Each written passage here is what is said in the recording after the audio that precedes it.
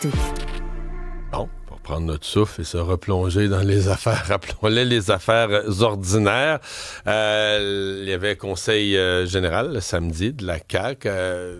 Le thème du coût de la vie est apparu, mais apparu aussi sur fond d'une certaine petite dissension entre le ministre des Finances, Éric Girard, et ce que la première ministre s'apprêtait à annoncer. D'ailleurs, c'est aujourd'hui même qu'elle va le faire, cet après-midi à Sherbrooke, qu'elle va faire ses annonces en matière de coût de la vie.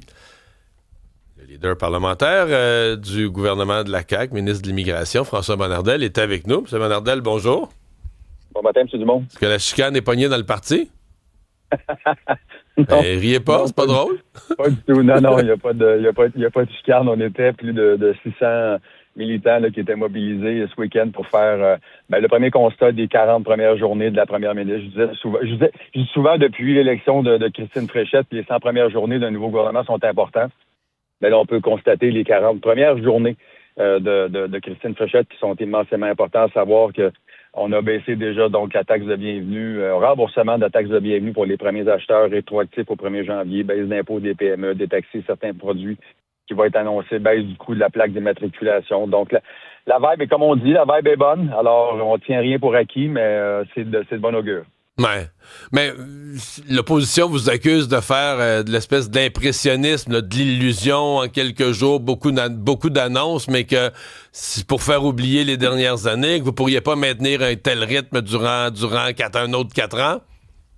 Ce qui est important, c'est de respecter le cadre budgétaire global qui a été préparé par Éric Girard. Comme je l'ai mentionné, ce sont des annonces qui sont importantes, qui touchent principalement le coût de la vie des Québécois. Le contexte mondial géopolitique est immensément incertain. Donc, c'est certain, quand on voit le coût de l'essence, veut pas, le coût additionnel des produits, que ce soit de consommation, est important.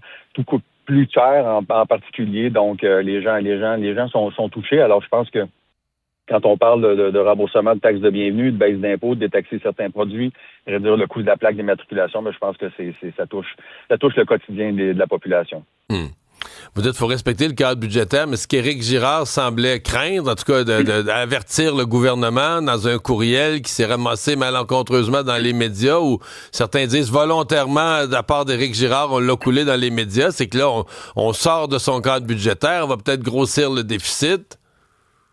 Non, mais c'est ce que j'ai mentionné juste avant. Là, on respecte le cadre budgétaire global du budget de monsieur Girard. Dans les circonstances, il n'y a pas de problème pour ce qui est du cadre budgétaire. Ce sont des sommes qui sont importantes, oui, mais à la base, comme je le mentionnais, ça touche le quotidien des Québécois jour après jour avec le contexte géopolitique immensément compliqué et incertain qu'on voit avec la guerre en Iran. Donc, dans ces situations, je pense que le coût de la vie des Québécois, c'est la priorité des priorités pour nous. Donc, si on peut réduire et leur donner de l'oxygène au portefeuille des Québécois, c'est important.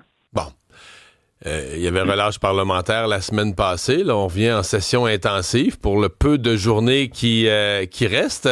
Vous faites le calcul, il vous reste combien de journées de travail parlementaire comme tel? Puis pour faire quoi? Ça va être quoi les priorités dans le peu de journées qui restent?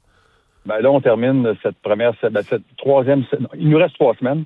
Donc, cette semaine, c'est la fin des études de crédit.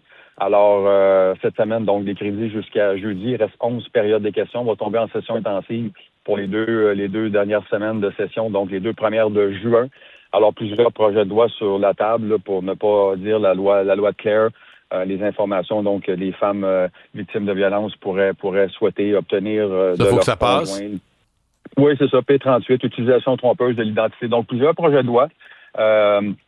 On va avoir à étudier là, dans les 11 prochaines journées. Avez-vous eu des discussions avec l'opposition pour voir s'ils sont prêts à collaborer sur tous ces sujets ou certains d'entre eux?